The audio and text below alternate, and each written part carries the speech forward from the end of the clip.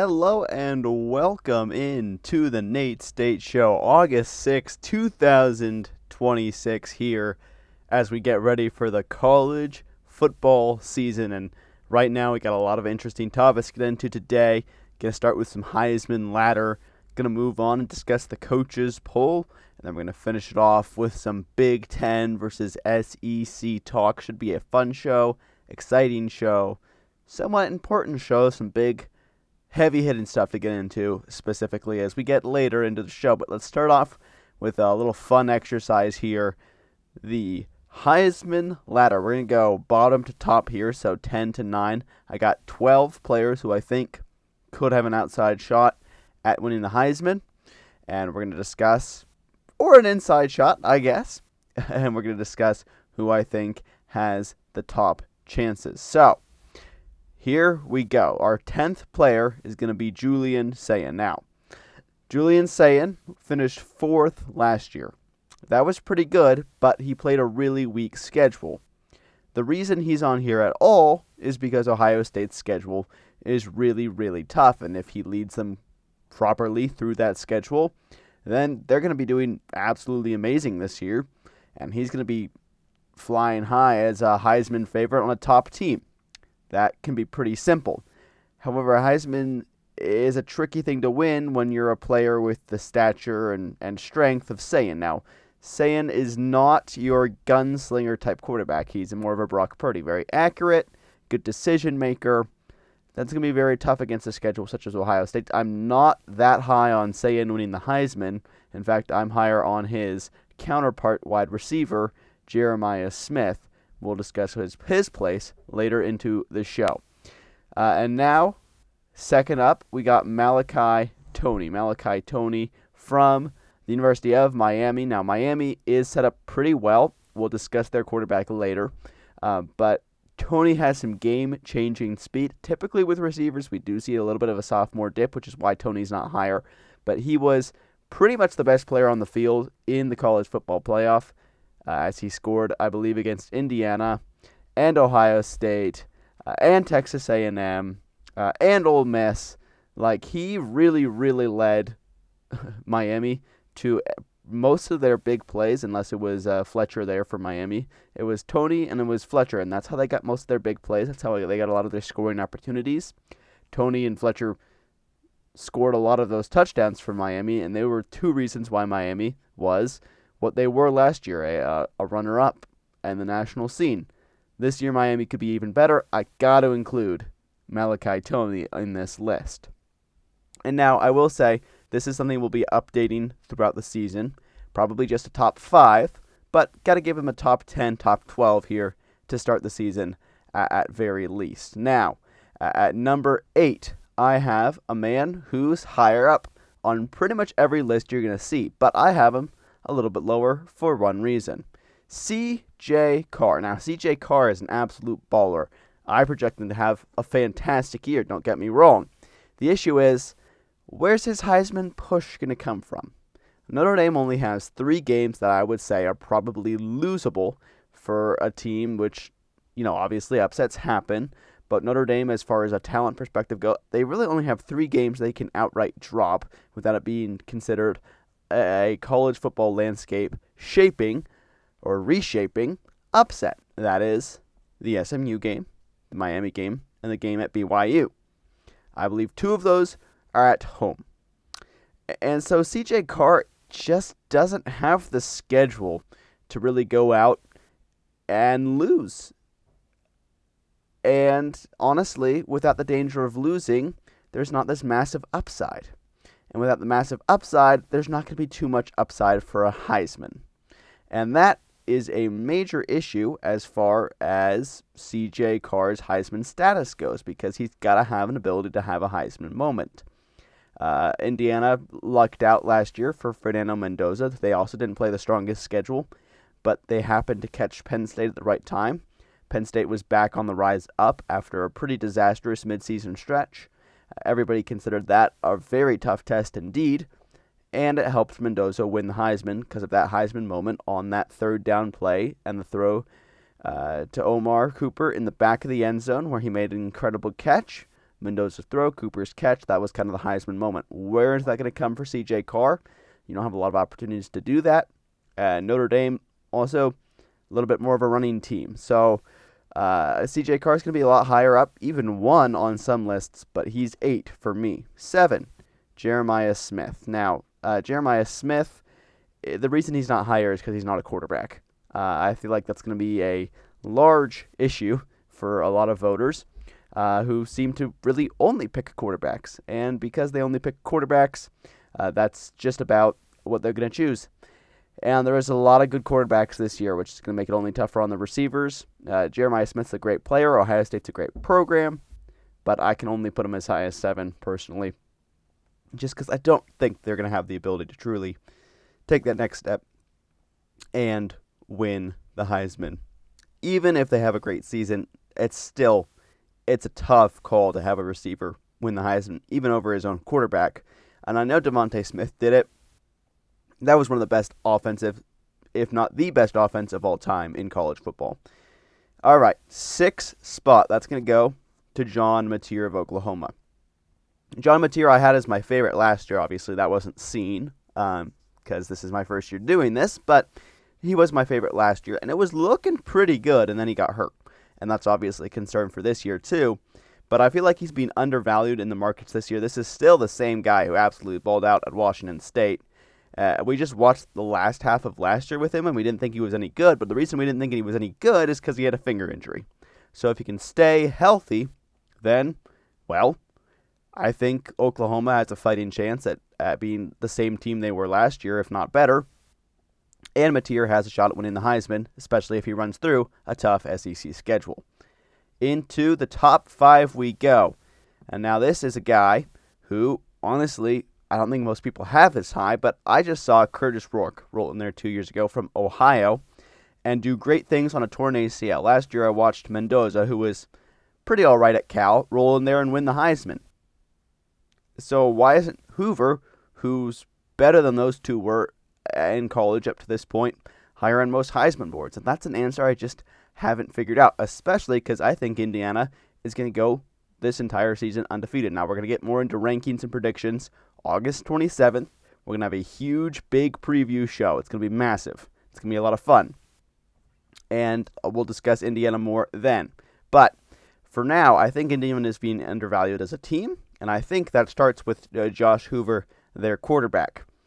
And honestly, Hoover is going to be a guy who's going to be able to use his legs, his arm. He is an NFL talent. To me, that is almost unquestioned. He's going to be a first-rounder by the time we're all said and done here at the end of this year. So, Hoover and the Hoosiers are set up for success. He is top 5 in the Heisman. And now, before we get into our top 4, the 2 people I'm leaving out here is Jaden Maiava for USC and Sam Levitt for LSU. I have 2 problems, 1 for each of them. Maiava, really good player, absolutely worth the top 10. I don't think USC is going to win enough games for him to win the Heisman. And I know that was not particularly an issue for Jaden Daniels and LSU. I think it will be an issue for USC. I don't think USC makes the playoff. And I think that's going to be a real turnoff to most voters. I think, especially in an expanded 12-team playoff, your Heisman winner has to at least make the playoff to win the Heisman. And I think that's what we're going to see there with Maiava. USC is not going to make the playoff. He's going to have a great year. Not going to be a Heisman contender when it's all said and done. Levitt is set up in a good situation at LSU. The issue I have with them is I just don't think Levitt's good enough to win the Heisman. Levitt was good at Arizona State, but he was mostly good because he had Jordan Tyson and Cam Scadaboo. I didn't ever watch Levitt and say, ooh, boy, that guy is an absolute throw artist. That guy can put the ball in any place on the field at any time. I think Levitt's really good. He's almost a Peach Bowl winning quarterback, very, very close to beating Texas.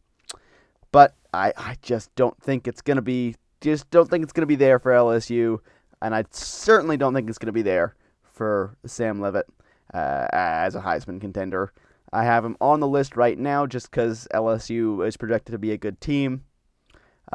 I will probably not be putting him in my top 5, I don't think, ever in this season. Number 4, that would be Darian Mensah out of Miami. Miami's going to be a good team this year. They're also in the ACC. That means fewer opportunities for big games. Now, he's going to have to ball out against Notre Dame for a chance. He's going to have to put up great numbers every single week. And he's going to have to make the Hurricanes win an ACC title if he wants to be the Heisman winner. Now, if he's able to do those things, Mensah's going to be in the conversation. If he falls short, no. So, Mensah is a really great player, a really good field leader, and he can use his legs. That's why he's here. He should be a first-round talent. Mensah's going to have to stay healthy, and he's going to have to lead the Hurricanes to an awful lot of success if he wants to win the Heisman. I think Miami is capable of that, which is why I have him in the 4 slot. Number 3, Trinidad Chambliss. Trinidad Chambliss is a great quarterback. He wasn't even starting at the beginning of last year, though. He came the D2 route from Ferris State, won championships there. He is an ultimate underdog, a great baller. Sued the NCAA so he could have one more year with Pete Golding at Ole Miss. He wants this more than anyone, and he has the ability to go out and get it. The issue is Ole Miss has probably not the greatest roster around him to do it, but he is that good. So if he leads Ole Miss to somewhere near the top, this guy will probably be the Heisman if he plays at the standard he had at the end of last season. But if they don't, that's obviously the concern for Chambliss and why he's not higher on my list. Number 2, this guy is helped out for 2 reasons. First of all, he has a great supporting cast. Hollywood Smothers, Cam Coleman, is just a fantastic Sarkisian is his coach, like a fantastic roster at Texas. He has plenty of opportunity to play in big games. His main issue is we haven't seen him fully click yet.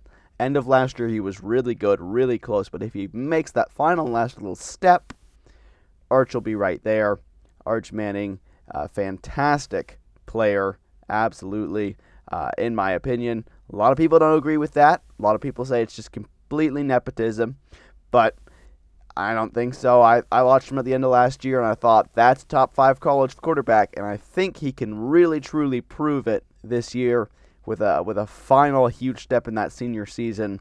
I think he can be that guy for Texas, and he can definitely lead them to a national championship. If he gets into that area, the name on the back of the nameplate is going to certainly help his case, and I could see a Manning winning the Heisman. All right. Then, last up, our Heisman favorite is Dante Moore. Dante Moore at Oregon. Oregon has plenty of opportunity for big games. They play versus Ohio State, versus USC, versus Washington, versus Penn State. This is a really talented... Actually, they don't play at Penn State. Ignore what I said there. This is a really talented squad, but Moore is the driver, and Moore will have the opportunity to go out there and win. Oregon's also a QB factory. They have a decent, as I mentioned earlier, they have a decently difficult schedule. They always seem to put up massive numbers. They play at Oklahoma State. That'll be a chance to prove it early.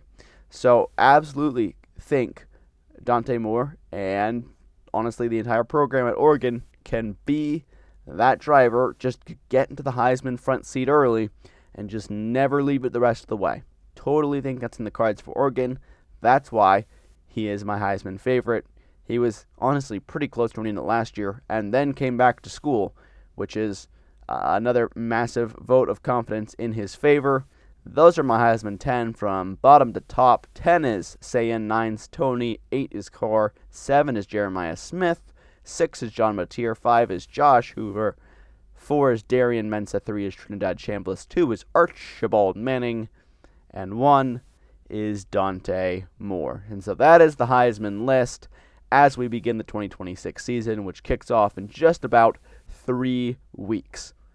And again, that will be a rolling, updating thing. We'll do it throughout the season with probably just a top 5. All right, let's get into the coaches poll as we see the list here.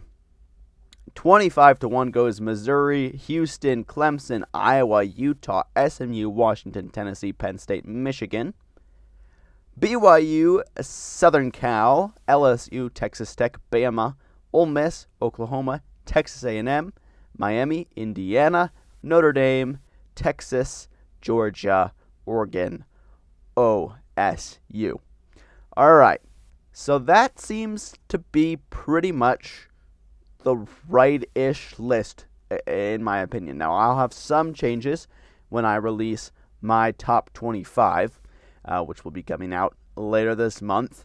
And obviously, that'll be posted to the channel and everything, so stay tuned for that. But there's a lot of good stuff in here, a lot of surprising stuff in here as well. But let's talk, first off, Ohio State. Ohio State won the first place votes going away. Everybody, every coach, mostly seems to trust Ryan Day. Now, the coaches, they're pretty much randomly selected, and after they get randomly selected, they usually use their SIDs to majorly help them out picking teams, especially in preseason when they've been pretty enveloped in transfer portal and off-season recruiting and off-season conditioning. Like, there's a lot that goes into an off-season for the coach, and they're not necessarily paying attention to the rest of the country. In season, they're probably not paying attention to the rest of the country because they have a football team to coach. So often these guys rely majorly on SIDs. And the SIDs have spoken, and they have said Ohio State is far and away the best, which may or may not be true. And then, next up, we have Oregon. Oregon finishes just a few votes above Georgia, but with fewer first-place votes. And the first-place votes do count more, but there's more total points, so total votes, in favor of Oregon. Then it's Georgia. Georgia's probably going to be lower than this in the AP poll, and they're probably going to be lower than this in the Nate State poll. But coaches generally trust Kirby Smart, and it's probably a wise thing to do so. Kirby Smart is, honestly, incredibly gifted as a coach. He is a great motivator. He's really good at scheming up a defense, and he absolutely can lead Georgia to a title this year. 4 is Texas. Texas only got 2 first-place votes, however. And to me, that's notable, because I think Texas came in and stole a lot of the players from other teams, and the other coaches didn't like that as much, and so they said, nope, don't like Texas. We see their roster, we recognize how good it is, but we're not going to put them first place. So Texas got a lot of second, third, fourth, fifth, sixth place votes, very few first place votes. Notre Dame barely edged out Indiana by a decimal point, and they get the 5th overall spot. Now, Notre Dame, again, they're going to be right there this season. They have an easy schedule. They have CJ Carr. Running back room still consistently good. Defense still good. Notre Dame's just super solid all around. And that's really all they need to be. And really all you need to be is really all you have to be. And all you need to be is all you have to be, and that's what Notre Dame is. And so Notre Dame is going to likely finish top 5, certainly top 12, and be in this playoff. So honestly, the 5 spot from the coaches, to me, seems like a decently good idea. 6 is Indiana. Now, this is fascinating. So that means 2 things. That means, first of all, Indiana is undervalued. Second of all, Indiana is not loved by the coaches yet. Certainly not respected quite yet. And third, Indiana received 14 first-place votes. Indiana received 14 first-place votes. That's the second most. Yet they're 6th overall, which means they got hammered by some coaches. Some coaches maybe didn't even rank them. And so that's an issue, because Indiana's going to be right there this year. But it also goes to show the trust for Indiana isn't quite there yet, and Cignetti's going to have a lot to prove still going into this year. We'll see what happens there. Miami is 7th overall. The Canes That's probably about fair. Then we got Texas A&M, Oklahoma, Ole Miss, Alabama, Texas Tech, LSU. Okay, so right there we got 5 out of 6 that are SEC teams. Only 2 are above that, Texas and Georgia. So that's a whole lot at the very back end of the playoff there. That's obviously not sustainable because they're going to beat up on each other a whole lot. So that's curious to me why they have those group right there. Now, it's probably the right place to be, just talent-wise and culture-wise, but that's not going to be sustainable towards the end of the year, and so that's going to get broken up for sure. Obviously, these rankings change. Obviously, probably one of these top 10 teams is going to finish unranked. That's usually how it rolls. But for now, it's quite curious how all those SEC teams are bunched to me, and I don't think that's going to hold consistent throughout this rest of the season. Southern Cal, BYU, Michigan, Penn State. Okay, that's a bunch of Big Ten teams all bunched together. Again, this is not exactly sustainable. They're going to be more spread out. They always are. And, well, honestly, this is probably fairly ranked for most of these. Penn State is right in there, beneficiary of a weaker schedule. Michigan is there, beneficiary of having Kyle Whittingham and having him be quite respected. BYU is probably undervalued. I like Bear Bachmeier quite a bit. I think that defense will be really good. LJ Martin is going to be a fantastic player for them again this year. And so I think BYU has a really good chance of winning the Big 12. Okay, Washington is at the 19th spot. So our 20-25 is SMU, Utah, Iowa, Clemson, Houston, Missouri. That's a pretty good back end. We don't really know what's up with these teams. This is just a best guess. I don't think Iowa's going to be quite that good. I don't think Clemson's going to be quite that good. I could see Houston and Utah being better. I could see SMU being better. I think they've properly pegged Missouri there. And we have some also receiving votes between Virginia and between another ACC school. NC State is in there. Not really anybody from the G5. Boise State received some votes, but not too much there. That is not something that holds consistent for me. I do have a G5 team in my rankings, which again I will release later this month. And so the coaches poll often is just purely based on respect. Who respects who? Well, from what I can see, Ryan Day, pretty well respected. Dan Lanning, pretty well respected. Kirby Smart, definitely respected. Kurt Cignetti, not really. Miami, they still want Miami to get proven. Ole Miss, still want Pete Golden to get proven. Alabama, still want Kalen DeBoer to be proven. This is the first time since 2008 Alabama has been outside the top 10 on the coaches poll. Kyle Whittingham, very well respected. They have respect for Morgan Scalley. Otherwise, Utah wouldn't be ranked at all. Willie Fritz, he is being respected quite a bit as well. So, in this list, we see some respect. We see some disrespect. We see some teams that are likely in there for brand purposes. Looking at you, orange teams in 18 and 23, Tennessee and Clemson. And we have some teams in there that they're a little bit salty at the coaches, Cignetti and Sarkisian. We have some teams in there that are mostly just pure potential, Texas Tech, Ole Miss, Oklahoma. We have some teams in there that proved it a little bit last year, still have a lot to prove, Miami, Texas A&M. And then we have our top 2, Ohio State and Oregon. Both Big Ten schools, I'd like to note, both will play each other in the season in the shoe. I would like to note as well. So that will be certainly an interesting game when we roll around that portion of the season. Okay, so I released an article earlier this week. You can check it out on my Twitter.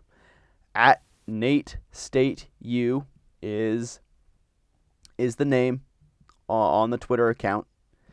Hashtag NateState, again, here on YouTube. So, here's what we got rolling on in the Big Ten versus SEC battle. So the Big Ten is right now the top of the power structure. They've won the last 3 titles by 3 different teams. And quite frankly, that goes just a massively long way into deciding who is, the best of the teams. The national title usually tells you who the best team is. And it has the last 3 years. It's been a Big Ten school, and now the SEC is playing catch up.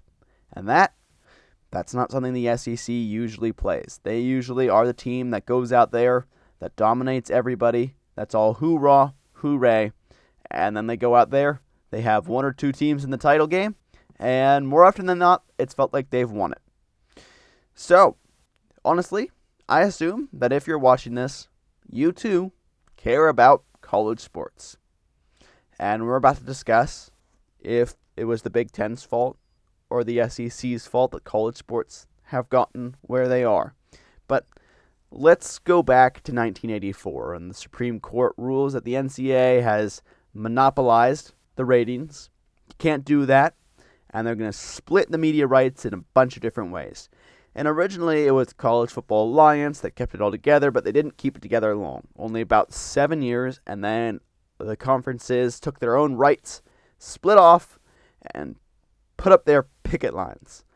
SEC, ACC, Big 12, Pac-12, Big 10, whack. Some deals were better than other deals. And those schools that were in the worst deals jumped ship, created realignment.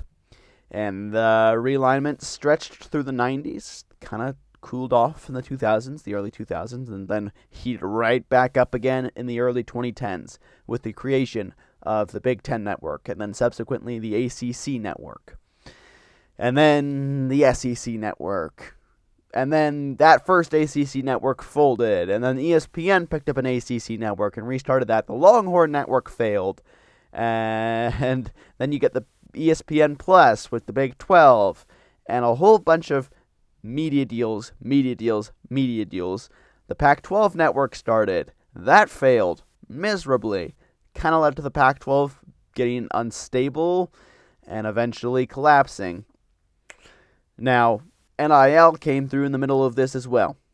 And NIL threw a whole monkey wrench into that because it very quickly separated some of the haves and have-nots. And it did actually level the playing field a little bit, because some of the have-nots that were have-nots in the recruiting era suddenly have a lot of money. And money is quite nice. And that money translates quite well to the game of football and the game of basketball. Notably, Indiana has a lot of money, and they're willing to show it and prove it every single chance they get. Okay, but the Big Ten rolls through. They take USC, they take UCLA, they take Washington, they take Oregon. Never one to miss an opportunity to get some sloppy seconds. Arizona, Arizona State, Utah, and Colorado roll on to the Big 12, who had just picked some schools up from the G5 as well. Cal and Stanford eventually go to the ACC, which leaves Washington State and Oregon State sitting alone. They eventually do rebuild the Pac-12, but it's no longer a power conference, unfortunately. So now you're left with a Power 4. And those Power 4, if you look at it, pretty apparent that it's a Power 2. And the Power 2 becomes the SEC for the Big Ten. And the Big Ten, right now, currently as it stands, is winning in the battle. Now, potential-wise, going into this year, I have the SEC as the top to bottom better conference.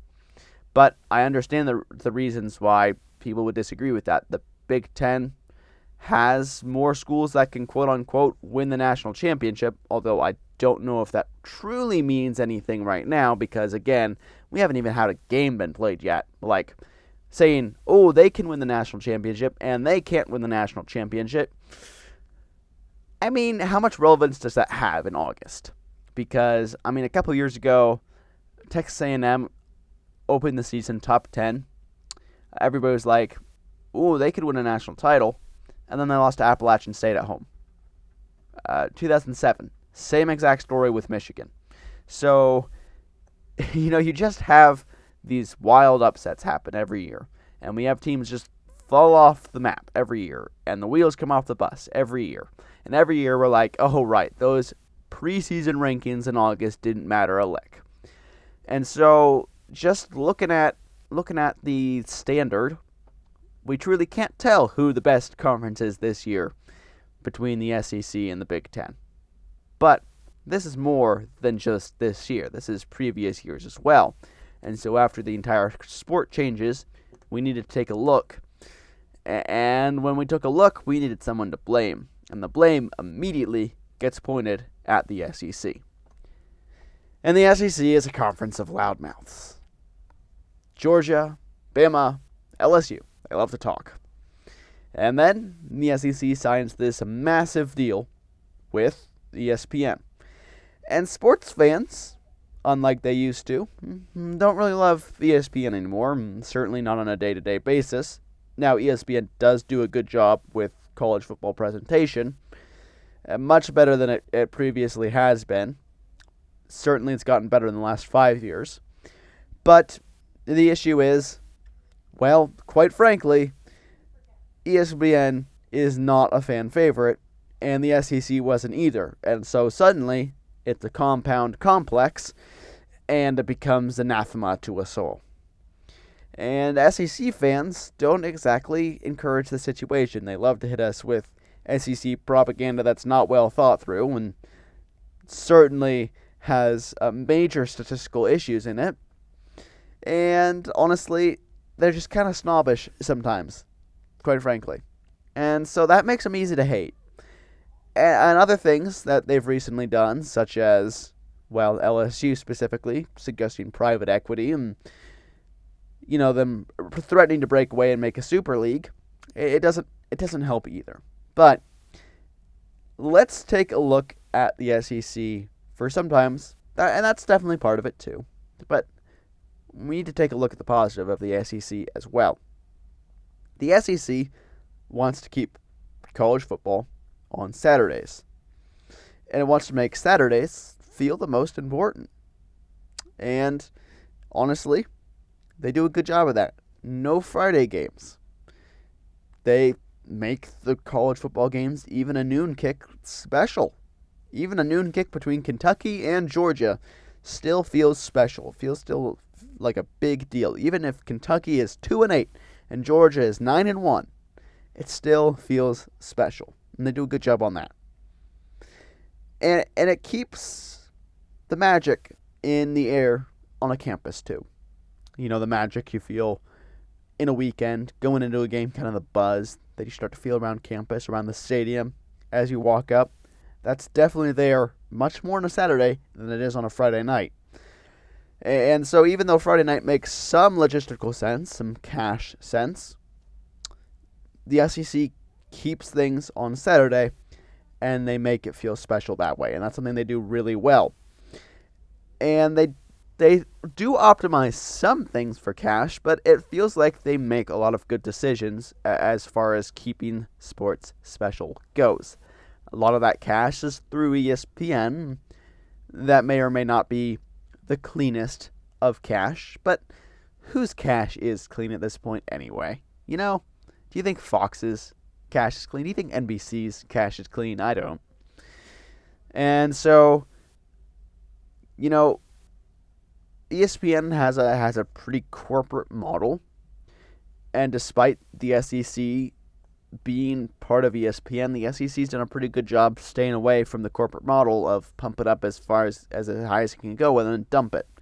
That's what corporate loves to do, but the SEC hasn't felt that way so far. The SEC also has done a really good job of reinvesting in other sports. SEC volleyball had both teams vie for the national title this past year between Kentucky and Texas A&M. The gymnastics has improved greatly. Women's hoops, obviously, fantastic and noticeable improvement far past just South Carolina.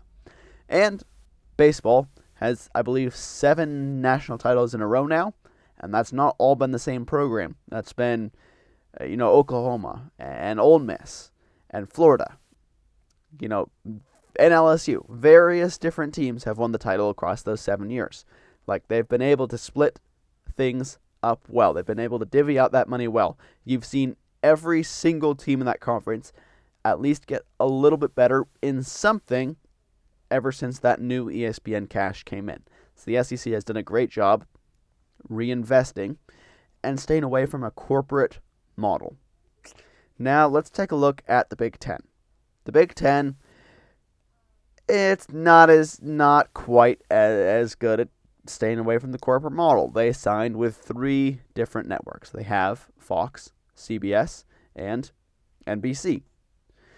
And, Fox is the biggest partner with that. But the Big Ten plays on Friday nights. The Big Ten plays early on Saturdays. The Big Ten does not do a great job making a lot of their games feel special. I remember Washington going to Oregon last year, or Washington, not Corkin, going to Rutgers last year on a Friday night. Who wants to watch Washington play Rutgers on a Friday night? I just don't think the demand for that is there. The Big Ten is just a massive conference. It's a corporate conference. It's just very large, very empty. It's an entity, not a feeling. There's not a brotherhood there. You got the West Coast schools, and that's different from the Midwest schools, which is different from the East Coast schools. Maryland and USC, do they really feel like a part of the same thing? No, they don't. There's an issue you can talk, but the ACC is that big, but the Big 12's that big.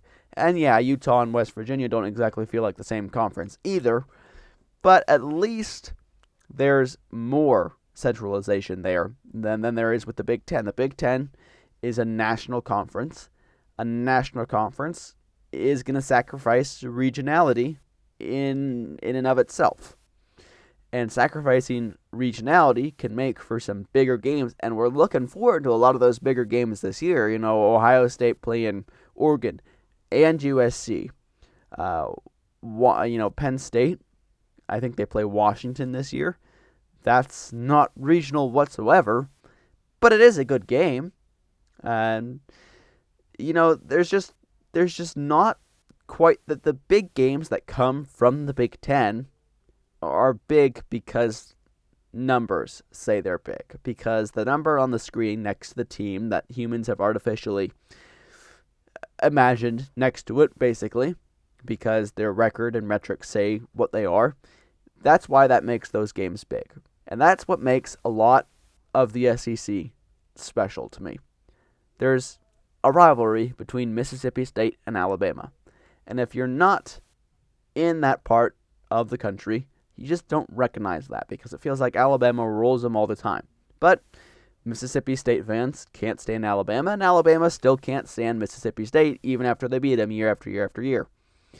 And it's just those little things that you just don't know about between SEC fan bases. And Texas and Oklahoma have been just a fantastic addition to the conference. SEC games are big because the people within those states and within those schools and within those organizations make it big. They're not big because it's number 15 versus number 11. They're big because they matter to whole areas of the country. And that's what makes college sports honestly super special. And it's part of the reason why it makes the SEC feel more special on a week-to-week basis to me than the Big Ten. The Big Ten, they're a pump and dump conference. They're going to pump up these schools for all they're worth. We've already seen it with Rutgers and Maryland. They added the D.C. market and added the New York market. And ever since Rutgers and Maryland have joined the Big Ten, they have accomplished exactly nothing. And so, other than Maryland lacrosse, do we have an example of those schools truly succeeding? I'm not sure it's there. And so, the Big Ten, while it does deliver us amazing games on a week-to-week basis, and certainly is a great college basketball conference as well, they have issues spanning simply just borders. They're going to have a tough time over the long run unless they can continue to increase money, which is why they ask for private equity. They're going to have a tough time keeping that all together because travel budgets are large. Washington left for the Big Ten. Since they did that, their Department of Athletics has been operating at millions of dollars of loss. It's going to be tough if an athletic department can make money, make it, profit somewhere else, not be losing millions of dollars. It's going to be harder to keep them around even if you are the top conference. That's just facts of the matter. So the Big Ten has just got to get more money, more cash infused into it if it's going to keep everybody around. How do you get more cash? Just a couple ways to do it. Private equity is going to be one of them. We don't want the future of the sport to be in private equity. I am certainly concerned the Big 12 is going that way. Another one they want to do is the 2014 playoff. The 2014 playoff is more acceptable, but I like the regular season mattering a ton. I like it when one loss ends your season. I like it when two losses ends your season. The sport has grown in such a way with the new NIL era that that's not exactly the more realistic thing anymore. So an 8-team playoff or a 12-team playoff is probably better. I am fine if we go to 16. I like the 16-team format better anyway. But a 2014 playoff does devalue the regular season. That's honestly just the facts of the matter. And it helps out some of the bigger programs. But 16 is large enough to get some of the smaller programs in there. 16 is plenty of large enough to include pretty much any team that can win a national title without including too many teams that just quite simply can't. And so I think a 16-team playoff is where I would like to go, where the sport should be going, and it's something the SEC would like. It's something the Big Ten would not like. I'm with the SEC in this case. I think the SEC is a little bit more of a rival than a villain. We like to cheer against the SEC as just general college football fans. Unless you're a part of that conference, it's fun to cheer against them. It's fun to chant SEC sarcastically at them. But they're not a true villain unless they too start pushing for private equity. Then they're a true villain. The Big Ten, they in the guise of being a friend of the sport because they're not the SEC, has been able to worm their way into too many things that we dislike. The Big Ten is easily doing just as many things, and in my opinion, more than the SEC that college football should be fighting against. And so the Big is pretending to be a friend, but they're college football's enemy unless they can honestly shape things up differently. The Big Ten will happily throw open doors the SEC won't, at least initially, in chase of the almighty dollar. And they have to do that because their schools are just spending more than other schools are. That's just the nature of how the Big Ten needs to roll. Once the door is open, anyone will slide through the door. And that's just what we see with humans. That's just what we do. We don't want to make the first step when someone else does. Ooh, new shiny object. Everybody must go. I mean, I feel like we've seen that with a lot of this AI boom that we've seen, ChatGPT throws the door open and suddenly we have 16 different AI models, which will keep getting consolidated, and now they want to charge for them all. And everybody's like, ooh, half the people are like, oh, AI is the greatest thing ever. Half the people are like, oh man, we can't stand AI. It's the worst thing that was ever created. We never should have done this. I feel like we could certainly get into that area with college football, with college sports in general. Right now, they feel closer to being helped out and to being quote-unquote saved than we have been anywhere in the last 5 years.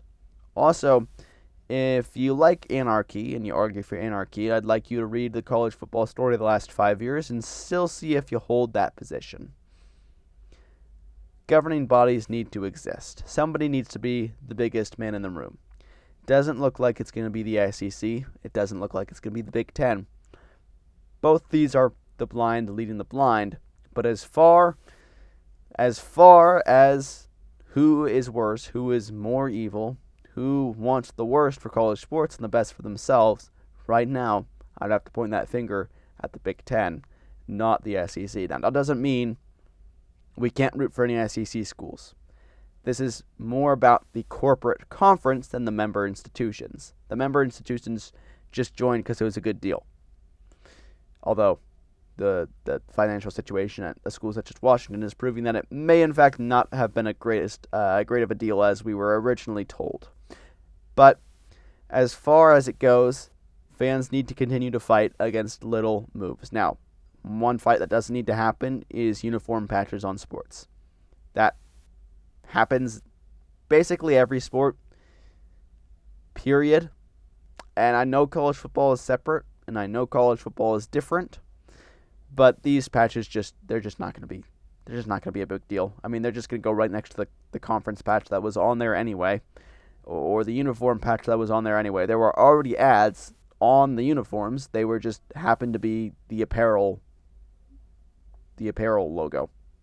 And so that brings us to the end of this show and the end of this monologue. The Big Ten should be treated as a sensible threat than the SEC as of right now.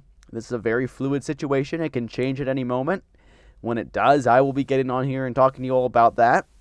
But for right now, we should be fighting against anything the Big Ten does just as much as we should be fighting against anything the SEC does.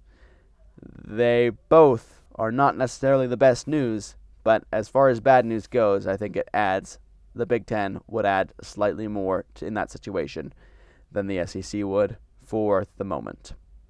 All right, that wraps things up on the Nate State Show for this week.